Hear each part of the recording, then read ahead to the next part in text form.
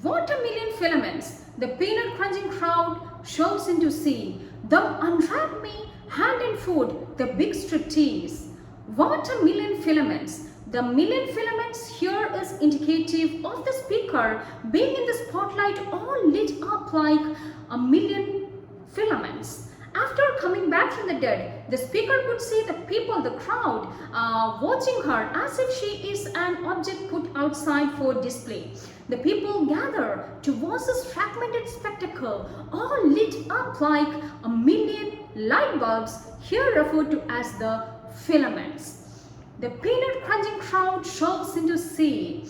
The public, the peanut crunching crowd, as the speaker puts it, they scrutinize her and they dissect her body just like they do when they watch a striptease. Why they are referred to as a peanut crunching crowd here? So people usually crunch or munch on peanut when they watch something interesting. So usually when people are at a circus or at a theater, they crunch or munch on peanuts. And just like they watch an interesting show, they watch the body of the speaker that is put outside for display. Them unwrap me hand and foot, the big striptease. The striptease here is, it indicates that the speaker becomes an interesting piece of display after her suicide attempt or after her regeneration. Gentlemen, ladies, these are my hands, my knees. I may be skin and bone, nevertheless I am the same identical woman. Gentlemen, ladies, she addresses a crowd and she tells them that she is reduced to mere skin and bones after her suicide attempt. But she assures them that her inner self is the same. There isn't much change that happened to her inner self. Nevertheless, I am the same identical woman. And next we have some very disturbing lines where the speaker hints on her first 2 death attempts. The first time it happened, I was 10. It was an accident. The second time, I meant to last it out and not come back at all. These are the lines where the speaker reveals her preoccupation with death and suicidality. The first time it happened, I was 10. The first time it happened, what happened? The death or the suicide. The first time it happened, I was 10. So she got the first taste of a near-death experience when she was at the age of 10. It was an accident. That happened accidentally and I didn't have any role in that. The second time I meant to last it out and not come back at all. The second time was on purpose. The reference to the second suicide attempt is very straight and direct. I meant to last it out. I really wanted to end this life. I never wanted to come back at all. Then she describes her second death attempt very beautifully. I rocked shut as a seashell. They had to call and pick the box off me like sticky balls. I rocked shut as a seashell. So in her autobiographical novel, The Bell Jar, PLATH, SYLVIA PLATH, she describes an incident where Esther Greenwood swallows a bunch of sleeping pills and hides in the crawl space of her mother's house. So you can easily relate this particular incident to that one. They had to call and pick the box off me like sticky pearls, and she was almost successful in her second death attempt.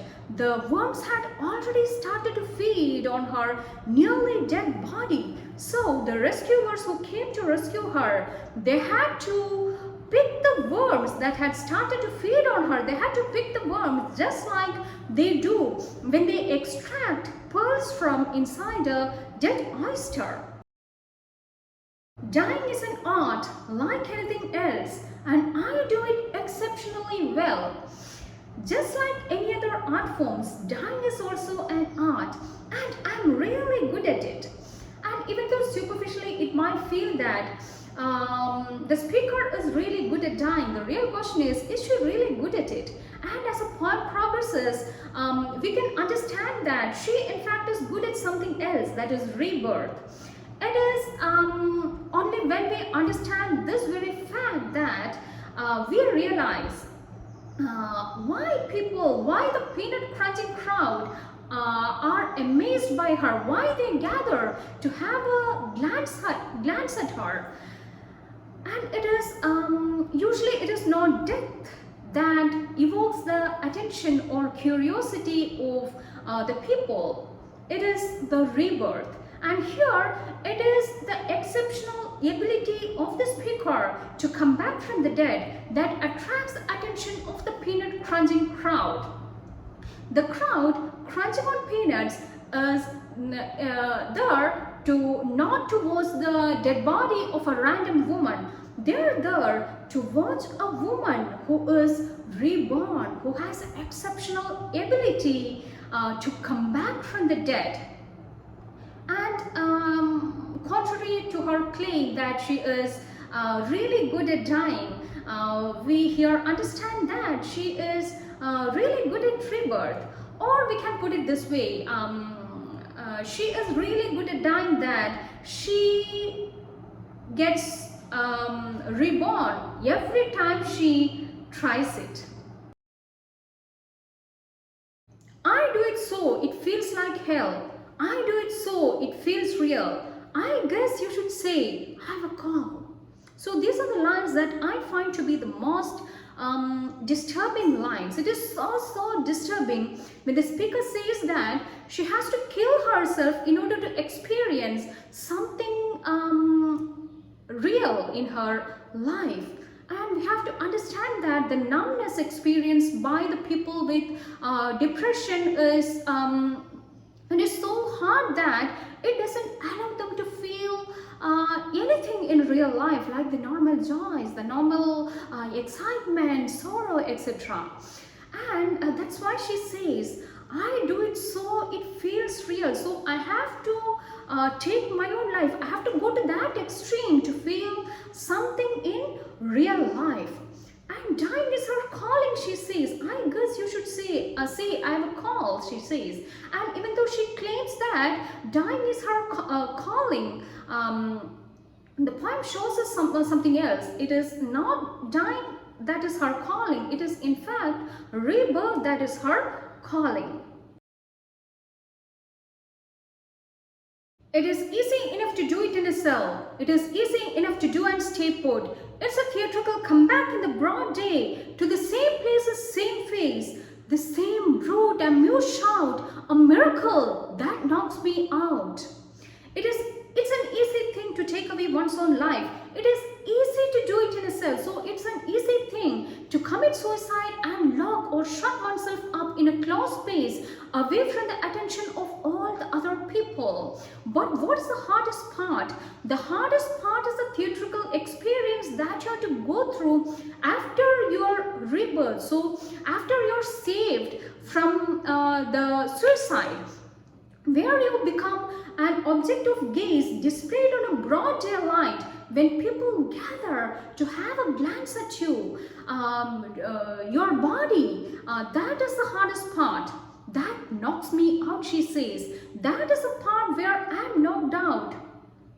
And the word theatrical, it points out how a person becomes the object of amusement to the same set of people. Here we can see that the speaker has that exceptional ability to come back from the dead, and it is her exceptional ability to come back from the dead with ease. That is a miracle that is referred here, coming back from the dead so easily. That is not something that everyone can do, and it is this ability that puts the speaker in the spotlight.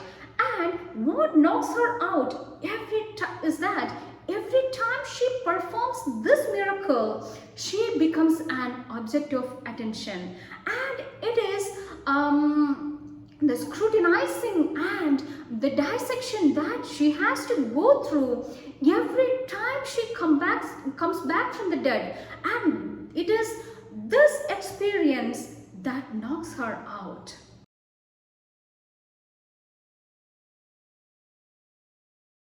There's a charge for the eyeing of my scars. There's a charge for the hearing of my heart. It really goes. And there's a charge, a very large charge, for a word or touch, or a bit of blood, or a piece of hair on my clothes. There's a charge for the eyeing of my scars. There's a charge for the hearing of my heart. So she has already established the fact that dying is her calling or rebirth is her calling. And people usually make profit out of their calling. And since rebirth is her calling, she has decided to put a price tag on it. And of course, nothing comes free. So, to pry on her resurrected body, the crowd has to pay a charge. To view her scars, they have to pay a charge. And there's also a charge to listen to her heart. And in fact, her value increases after her rebirth. But the bigger question here is, who actually gets the profit? Is it the speaker or is it somebody else? Let's see.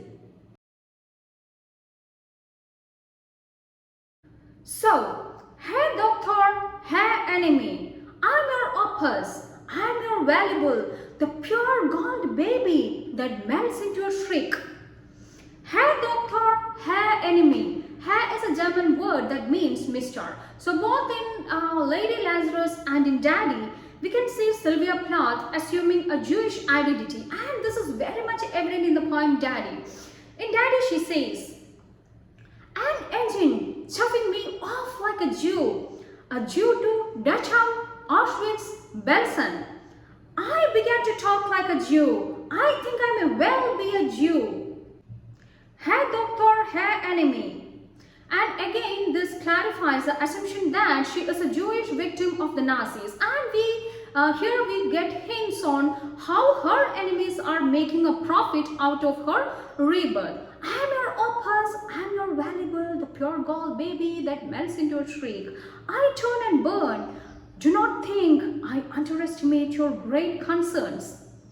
So, after her rebirth, her value increases. But is it actually the speaker who is benefiting from her calling? No, it is somebody else.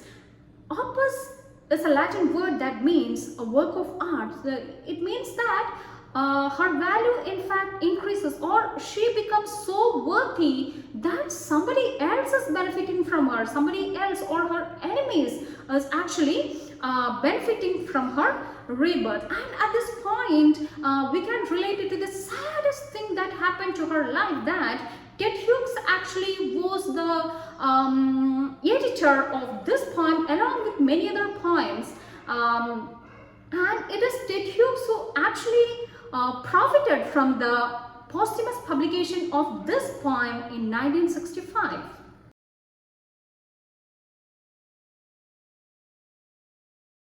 Ash, ash, you pumpkin stare, flesh born, there is nothing there. A cake of soap, a wedding ring, a gold filling. Ash, ash, you pumpkin stare, so after my death, you are not even sparing my body, you are poking through my ashes in order to extract whatever valuables I have left. And here the darkness, it further intensifies when the speaker refers to the gold filling and a wedding ring. And the references to the Nazi doctors who didn't even spare the dead bodies of the victims, extracting whatever valuables like the wedding ring, extracting whatever valuables the victims had. They also extracted gold and silver filled teeth of the Jewish people before or after killing them. A cake of soap, she says, a cake of soap. Even though the production of soap from the corpses of Jewish victims is not a verified thing, Plath still might be referring to this atrocity.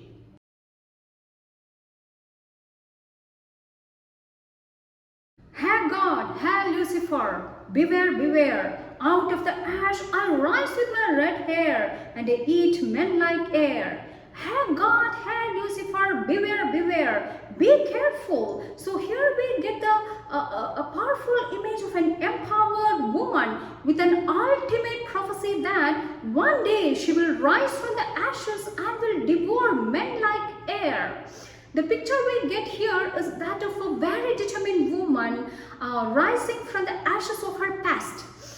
The reference here is to the mythological bird phoenix who rises from its own ashes. And just like the phoenix, the speaker will also revive on her own terms. I rise with my red hair and eat men like air. She will swallow the men just like fire swallows the air. She will defeat all the men who oppressed her, all the men who victimized her, exploited her, the doctors who revived her and later displayed her body and made a profit out of her.